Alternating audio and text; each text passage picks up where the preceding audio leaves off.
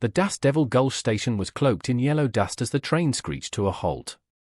Lian and Mai, two identical young Chinese women, stepped onto the platform, clutching a single old wooden chest between them. In their hearts, a fragile hope still flickered. That after this long journey, a home and a husband would be waiting. But the man who came to meet them, Franklin Pierce, a young shopkeeper, showed no warmth at all. He glanced from one identical face to the other, his eyes narrowing. He saw their delicate frames, porcelain skin, and long, braided black hair, their figures hidden beneath simple silk tunics. Franklin let out a bitter laugh, his voice cutting through the crowd. "I sent for a wife, not a pair of oriental dolls. What am I supposed to do with two?" His words tore through their shared dream like a knife. Townsfolk murmured among themselves. Some laughed out loud. And a child pointed and shouted, "Look, two of them!"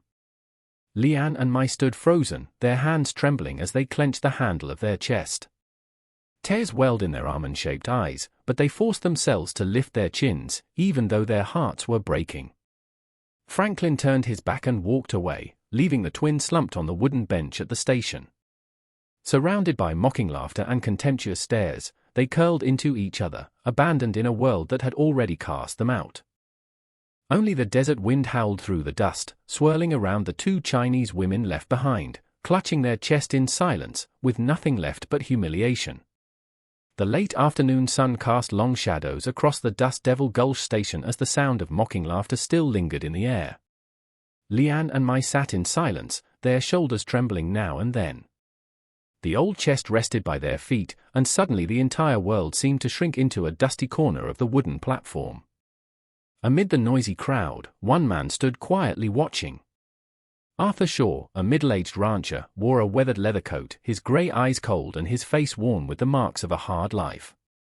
He had lost his wife many years ago and had lived alone ever since on a patch of barren land west of town. Arthur was not one to meddle in others' affairs, but something about the sight of the abandoned Chinese women, their proud eyes trying to mask their shame, kept him from walking away. Without saying much, Arthur stepped forward. The crowd fell silent at once. Everyone recognized the rancher who kept to himself, yet was respected for his quiet resolve and the steady hand that was never far from his gun. He stopped in front of Lian and Mai. They looked up, their tear-filled black eyes sharp with suspicion, like cornered animals ready to strike. Arthur offered no comfort, asked no questions. His voice was raspy and low. Just 3 words. "Come with me." The twins froze for a moment. A storm of questions surged through their minds. Was this man trying to take advantage of them? Was it just another trap? But when they met Arthur's gaze, all they saw was the stillness of stone. No mockery, no pity. He bent down, lifted their heavy chest with one hand, then turned and walked away. Slow but certain. After a few seconds of silent communication between them, the sisters rose and followed. They had nowhere else to go. The road out of town was choked with dust, and the wind lashed sand across their faces. Arthur rode his horse while Lian and Mai walked beside him. Their thin-soled shoes were quickly torn, their feet bloodied, but their posture remained unyielding. None of them said a word. There was only the creak of the saddle and the soft footsteps of 2 women too foreign for the world around them, their eyes burning with a silent longing for a place to belong. By the time darkness fell, they reached a small ranch house nestled deep in the open prairie. The wooden cabin was humble, its fence leaning, the barn quiet. Arthur opened the door and gestured. "There is room for you in here. If you want to leave, do it in the morning. But if you stay, live like human beings." The sisters paused at the threshold. Inside them, doubt and hope collided fiercely. That night, when they stepped into the first room in years that had a roof of their own, they knew their life had just taken a different turn. On their first morning at the ranch, Lian and Mai woke to the sound of roosters crowing mixed with the howling wind across the prairie. Pale light filtered through the cracks in the door, revealing the shared, simple room.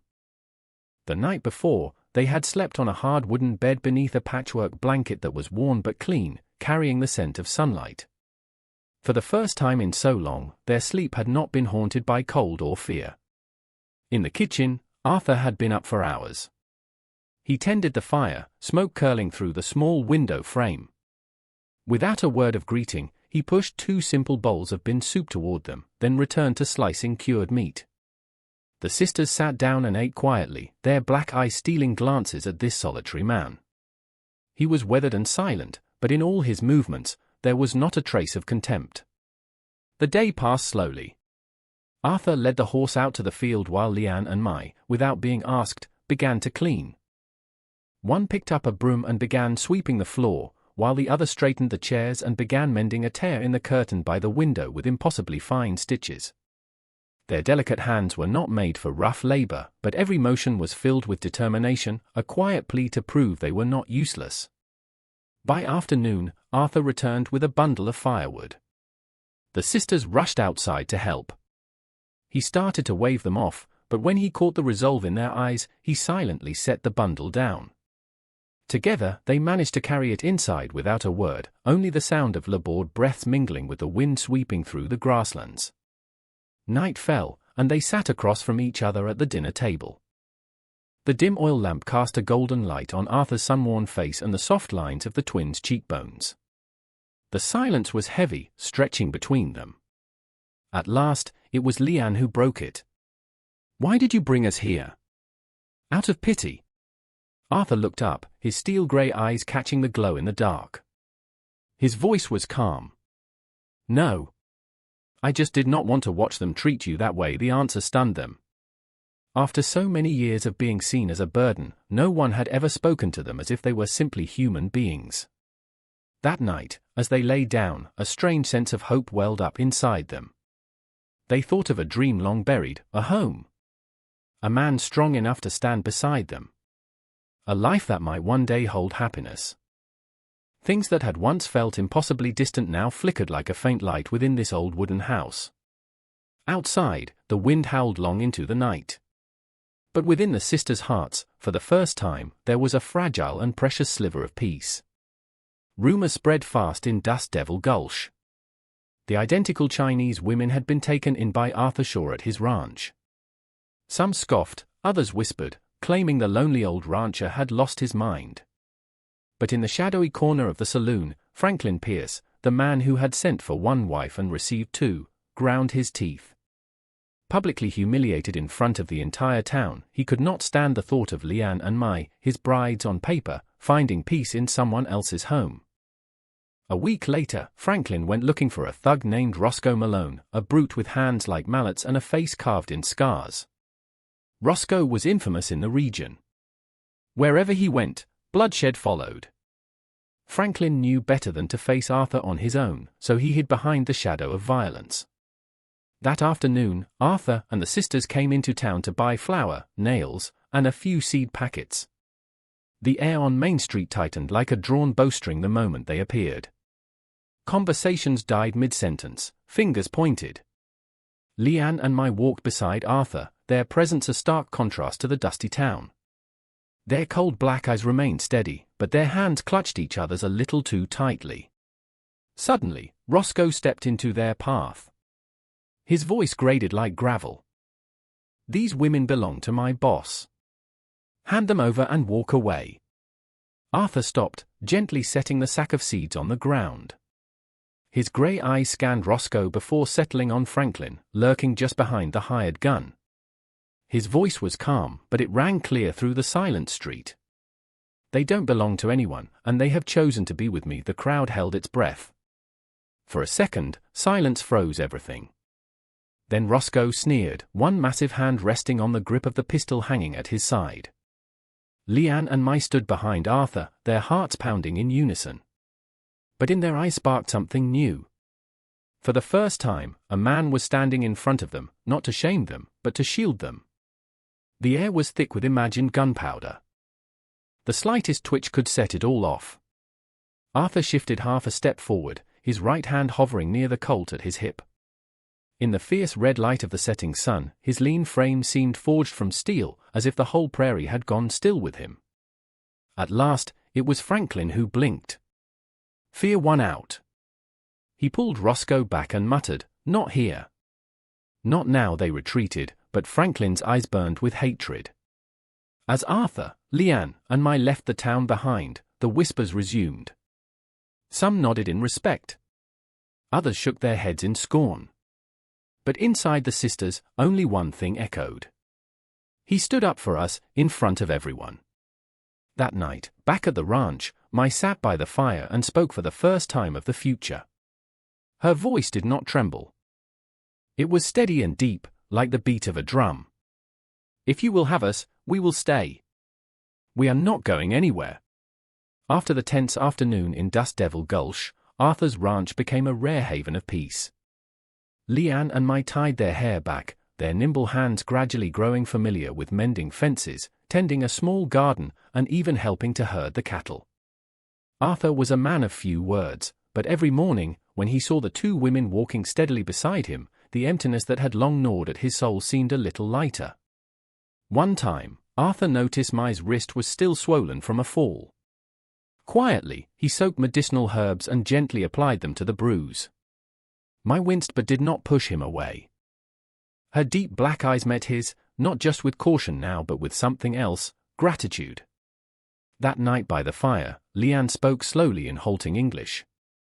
In our village, we were two mouths to feed. A burden. Always the ones they scorned, the ones they would send away. But here, we feel warmth. Arthur did not answer. He simply added another log to the stove, letting the glow flicker across his sun-worn, wrinkled face. Then he gave a small nod. To him, home had ceased to exist the day Fever took his wife and child. But now, maybe he did not want to live in that house alone anymore. Meanwhile, over in the Dust Devil Gulch saloon, Franklin Pierce drowned his frustration in whiskey. The shame of that day still cut like a blade. He ranted to Roscoe Malone, his voice slurring with drink. He stole those women from me right in front of the whole damn town. If I don't take them back, what kind of man am I? Roscoe sneered, flashing a broken-toothed grin. Then let's wipe him out. One old rancher and a couple of undersized women. Me and a couple of the boys can handle that. The plan took shape right there at the bar.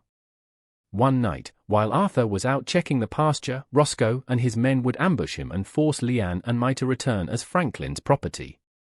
Back at the ranch, Arthur and the sisters remained unaware of the storm brewing. They spent their quiet days building a new roof for the grain shed. When Arthur handed Leanne a hammer, Mai let out a soft laugh, a sound so unfamiliar it startled even her. Laughter had never been part of a life shaped by rejection. At night, Arthur sat on the porch smoking his pipe, while Leanne and Mai sat nearby, mending clothes, their figures silent in the lamplight. In that silence, something burned low and steady, a fragile trust slowly kindling into warmth. But down at the far end of the valley, Roscoe's wagon wheels had begun to turn, carrying whiskey, gunpowder, and hatred. Darkness no longer meant the quiet of night. It now held the promise of a storm drawing near. A crescent moon hung low in the Arizona sky, casting a silver glow across the silent prairie. Wind whistled through the wooden fence, soft as a whisper in the dark. Arthur stood on the porch, his Winchester resting against the door frame. The old dog let out a low, growling bark, its hackles raised. Arthur knew something was coming. Inside, Leanne fed another log into the stove. Smoke curled into the air as firelight danced across their faces. Her hand froze. Mai had heard the dog too. Their black eyes gleamed with alertness, the instincts of survivors who had long learned to be wary. Then came the heavy thud beyond the fence line, the unmistakable sound of hooves pounding dry earth. Then more. Then many. Arthur tightened his grip on the rifle. His voice was low and hard. They are here. Before he could say more, the window shattered with a crash. A bullet slammed into the ceiling beam. Leanne lunged to douse the main lamp, plunging the room into shadow, while Mai grabbed the heavy iron skillet from the stove. Shadows moved across the yard. Roscoe Malone and 3 others, guns glinting under the moonlight. Roscoe roared, his voice wild and feral. "Hand the women over, or all of you die tonight."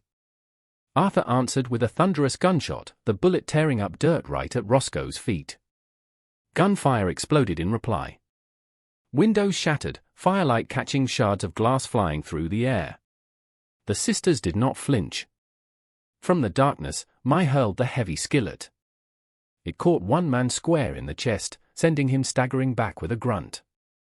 Arthur covered her, cold-eyed and precise, moving like a man who had fought in wars long past. Roscoe charged forward, an axe in hand. He swung it down hard on the door, splintering the wood. Steel flashed in the firelight. Arthur pulled the sisters back and shoved a heavy table against the door. "They are not coming through this threshold," Arthur said, his voice like stone. Leanne and Mai looked at him, their eyes fierce and warm at once. For the first time in their lives, they were not fighting alone. Outside, Roscoe and his men howled, hurling torches onto the thatched roof. Flames burst into the night, lighting their snarling faces. But inside the small house, a weathered rancher and two determined women stood side by side, weapons ready, hearts beating as one. That night, the wind carried smoke, gunfire echoed with battle cries, and above it all, the fire-forged will to survive, and a new kind of faith being born from blood and flame. Flames roared as the thatched roof was devoured, ashes swirling into the night wind. Cattle in the barn wailed in panic, terrified by the gunfire and the crimson blaze. Arthur backed into a corner, reloading his Winchester, eyes locked through the narrow crack of the door. Outside, Roscoe Malone was circling around with the rest of his men, aiming to break into the barn and burn everything to the ground. "They are trying to burn the whole damn place," Arthur muttered, his voice gravelly. Leanne and Mai stood beside him, sweat and soot streaking their faces. They knew they could not win a prolonged gunfight. They exchanged a look, a plan forming between them without a single word. Leanne grabbed the carbine, while Mai picked up a long, sharp kitchen knife. "I will draw them to the side," Leanne whispered. Arthur shook his head, but before he could stop her, Leanne had burst through the side door like a gust of wind. It swung wide open, and her slim figure appeared in the firelight, stopping the men in their tracks. Roscoe growled, dropping his axe and drawing a pistol, but Leanne was already moving, firing the carbine from her hip, forcing them to take cover. It was the diversion Mai needed. She slipped out the back, a silent shadow in the chaos, circling around behind the wagon where the other men were hiding. While Roscoe was focused on Leanne, Mai struck. She lunged from the darkness, the knife flashing. One man screamed and dropped his rifle, clutching a bleeding arm. The other turned in shock, but Mai was a whirlwind, using her small size to her advantage, ducking under his clumsy swing and driving the heel of her boot into his knee. He collapsed with a cry. On the dry earth, Roscoe finally cornered Leanne, his massive frame blocking her escape. He was strong, but she was fast and smart. She ducked and weaved, using the terrain to her advantage, even as he swung his pistol like a club. Blood trickled from a gash on her arm, but she roared, a sound of someone who would never submit. Roscoe bellowed and hurled her off with all his strength. They tumbled down a small slope, kicking up dirt and sparks. He grabbed her hair, trying to pin her down, but just as he raised his hand to strike, Mai appeared behind him, swinging a heavy piece of firewood with all her might. The wood connected with the back of Roscoe's head with a sickening thud. He gasped, reeling, and collapsed to the ground. Leanne rose, her powerful spirit shining from her exhausted body, her black eyes blazing with fury. She kicked the pistol away from his hand. "You will never lay a hand on us again," she growled through clenched teeth. When Arthur arrived, smoke still rising from his Winchester, he saw them, Leanne and Mai, standing together over their attacker in the flickering fire and ash, breathing heavily, but their gazes unwavering. Arthur placed a steady hand on each of their shoulders. His voice was firm and low. "That is enough. Tonight, we are still alive." That is victory. Ash floated into the air like a curtain falling on a battle written in flame and fury. The Dust Devil Gulch Valley lay in quiet stillness after days of storm and fire. Franklin Pierce vanished from the land, unable to show his face again after such a humiliating defeat. The thug Roscoe, bloodied and broken, also fled, leaving behind only ash, gunpowder, and the memory of a night that lit the sky red. The ghosts that once haunted Arthur, Leanne, and Mai had finally faded away. The ranch, though scorched at the roof and scarred by bullet holes, still stood tall, and within that damage, a new home was being built. The sisters cleared the ashes, their combined strength and tireless work allowing them to lift beams Arthur could not manage alone. He chopped wood, they raised the fence. They worked not just as partners, but as companions. There was no need for many words, just shared glances and movements that fit like clockwork. That evening, as the cattle returned slowly from pasture, Leanne sat on the porch. On her face, her black eyes held a strange, peaceful light. She placed one hand on her belly and whispered to her sister, "I never thought I would live to call any place home." Arthur stood beside them, silent for a long time, then wrapped an arm around Leanne's shoulders, his other hand resting gently on Mai's. It was not a gesture of impulse, it was a life's decision. In the red light of sunset washing over the fields, he was no longer a lonely rancher, and they were no longer castaways. They were three broken souls who had found each other, mended by choice. The townsfolk still gossiped. They still whispered their cruel names, but Arthur paid them no mind. He walked with both women through the market, his quiet dignity a shield for them. The way he stood beside them quieted every mocking laugh, and soon the town no longer saw the strange foreign women. They saw a strong, unconventional family. A month later, the doctor from Prescott came to check on their wounds and smiled as he delivered the news to Arthur. Leanne was pregnant. The words lit a fire of joy inside the small wooden house. Arthur sat quietly on the steps for a long while, eyes on the open fields, pipe smoke curling in the air.